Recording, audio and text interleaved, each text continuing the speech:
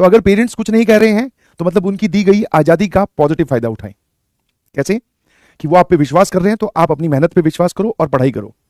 जब वो तुम्हें डेली बेसिस पर पढ़ता हुआ देखेंगे तो जिस दिन अगर रिजल्ट आया उस दिन अगर सिलेक्शन नहीं भी हुआ ना तो भी तेरे पीछे वो दोनों लोग खड़े होंगे, एक तरफ माताजी एक तरफ पिताजी, क्योंकि डेली बेसिस पे उन्होंने तेरी हार्डवर्क को क्लोजली ऑब्जर्व किया है।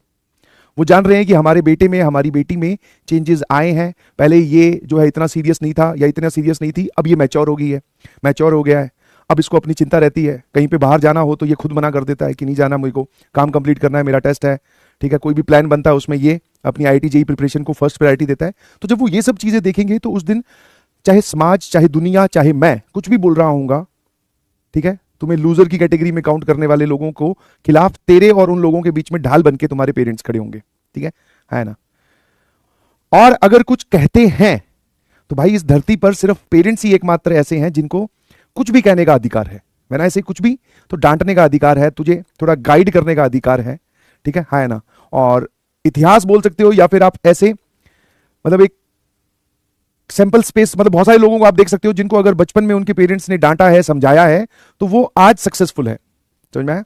है ना। उस टाइम पे जब हमें डांटा जाता है, हमारे को थोड़ा टॉन्ट किया जाता है कि भाई पढ़ ले, पढ़ तो रहा नहीं, तेरे नंबर ही नहीं आएंगे, तो सिलेक्शन ही नहीं हो पाएगा, तो हमें थोड़ा बुरा लगता है। बट वो चार दीवारी की बात है भाई, पेरेंट्स के बीच की बात है, तेरे और पेरेंट्स के बीच की बात है, तो तुम उनका अंश हो, है ना, तो वो तुझे कुछ भी कह सकते हैं, उसकी बात का या उनकी बात का कभी भी बुरा नहीं मानना है, ठीक है। हाँ, पॉजिटिव सबके पेरेंट्स कहते हैं और कहना बनता भी है भाई, समझ में आया। क्योंकि मान लो तेरे से वो नहीं पूछेंगे तो और कौन पूछेगा। मैं तो पूछ नहीं रहा हूं कि भाई तेरा सिलेक्शन होगा कि नहीं, मैं तो कह रहा हूं कि पढ़ाई कर, सिलेक्शन हो जाएगा, कोई बात नहीं भी हुआ तो कुछ देख लेंगे, बट वो तो पूछेंगे, तो पूछे तो रिप्लाई कर देना पॉजिटिवली, ठीक है। और पेरेंट्स से जितना ऑनेस्ट रहने की कोशिश करोगे उतनी ही आपकी जिंदगी में समस्याएं कम आएंगी। मैं इस बात को, तुम्हारे से एज में बड़ा हूं तो थोड़ा ज्ञान दे देता हूं, इस बात को फील कर चुका हूं।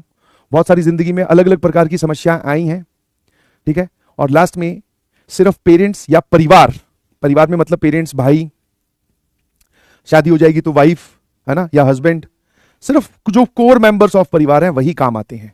ना कोई दोस्त दिखाई देता है, ना फॉलोवर्स दिखाई देते, ना फैन दिखाई देते, कोई नहीं दिखाई देता, सिर्फ वही लोग खड़े होते हैं और वही आपकी समस्या को समझते हैं। समझे कि नहीं समझे? इसलिए उनसे एकदम ऑनेस्टी बना के रखो जितनी हो सके। अपने नंबर शेयर करो, अपनी प्रिपरेशन का स्टेटस शेयर करो। यार क्या दिक्कत है?